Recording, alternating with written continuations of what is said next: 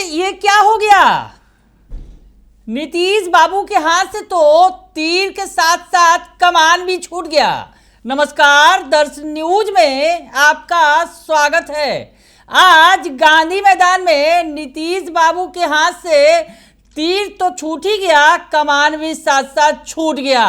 तीर कमान दोनों छूट गए नीतीश कुमार से।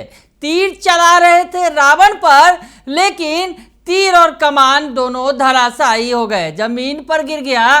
तस्वीरें आपको दिखाते हैं, आप एक बार नहीं बार बार देखिए कि गांधी मैदान में क्या हुआ जब नीतीश कुमार ने तीर पर कमान चढ़ाया।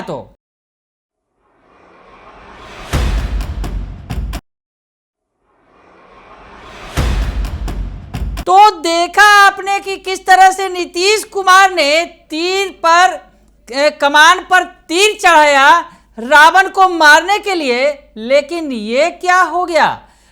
तीर तो कमान के साथ साथ उनके हाथ से छूट गया, नीचे गिर गया। अब नीतीश जी करते भी तो क्या करते, खिसियानी हंसी हंसते हुए चुपचाप पीछे की ओर हो गए। अगल बगल उनके और भी नेता थे, डिप्टी सीएम थे, सभी के कमान तने हुए थे, लेकिन नीतीश कुमार का तीर कमान के साथ नीचे गिर गया। अब सबसे बड़ी बात, क्या नीतीश के हाथ से कमान छूट गया है क्या? ये बड़ा सवाल खड़ा होने लगा। जिस तरह से सियासत में ये सवाल खड़ा किया जा रहा है कि नीतीश बाबू के हाथ से कमान छूट गई है, सरकार के कमान की हम बात कर रहे हैं, ये आरोप नेता प्रतिपक्ष लगाते रहे हैं। और साथ ही साथ जो विपक्ष के तमाम बड़े नेता हैं वो नीतीश कुमार को घेरते रहे हैं और कहते रहे हैं उनके हाथ से कमान छूट गई है। अब तीर तो नीतीश बाबू की पार्टी का सिंबल है। तीर जदयू जो उनकी पार्टी है, जिसके राष्ट्रीय अध्यक्ष है नीतीश कुमार, तीर उसका सिंबल है, चुनावी सिंबल है तीर।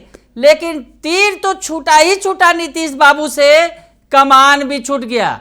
यानी तीर चल जाती, रावण को लग जाता तो शायद कोई बात नहीं होती, लेकिन तीर और कमान दोनों ही नीतीश बाबू के हाथ से छूट गए। तो क्या नेता प्रतिपक्ष तेजस्वी यादव या फिर उनके पिताजी आरजेडी सुप्रीमो लालू प्रसाद यादव जो कहते रहे हैं वो सही है क्या? क्या सरकार की कमान नीतीश बाबू के हाथ से छूट गई है? दरअसल तेजस्वी यादव हो या लालू यादव हो, पप्पू यादव हो या कांग्रेस के नेता हो, तमाम नेता कहते रहे हैं कि नीतीश कुमार के हाथ अब सरकार की कमान नहीं रह गई है। नीतीश की सरकार को उनके अधिकारी चला रहे हैं, नीतीश से सरकार नहीं चल रही है। तो क्या रावण वध के दौरान जिस तरह से नीतीश कुमार के हाथ से तीर के साथ साथ कमान छूट गया, तो क्या सरकार की कमान भी उनके हाथ से निकल गई है? कौन चला रहा है? अधिकारियों के चलाने की बात होती रही है, अफसरशाही की बात की जाती रही है।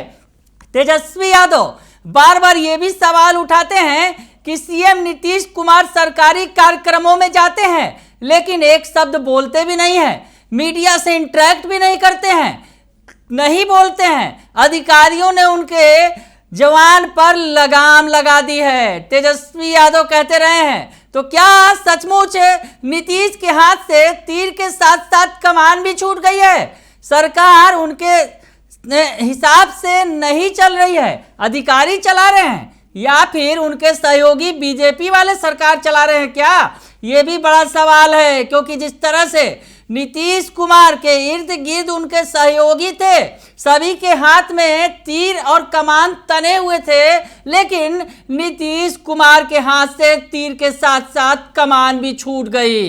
रावण को तो तीर नहीं लगा और कमान भी गिर गया। वैसे में क्या होगा? क्या विपक्ष रूपी रावण का वध नहीं कर पाए नीतीश कुमार? तो ऐसे में अब जो विपक्ष रूपी रावण है, यानी सरकार के सामने जो विपक्ष है, उनके लिए रावण से कम तो है नहीं। उनके लिए अगर कहा जाए नीतीश बाबू के लिए रावण है, परेशानी का सबब है, तो नीतीश कुमार गांधी मैदान में खात्मा नहीं कर पाए, रावण को तीर नहीं मार पाए। हालांकि उनके सहयोगियों ने यानी बीजेपी के जो उनके सहयोगी हैं, डिप्टी सीएम साहब लोग, उन्होंने कमान संभाल रखी थी, लेकिन नीतीश बाबू के हाथ से तीर के साथ साथ कमान भी छूट गई। अब जेडीयू का सिंबल है तीर, तीर भी आप नहीं संभाल पाए, कमान भी आपके हाथ से निकल गई। क्या होगा आगे?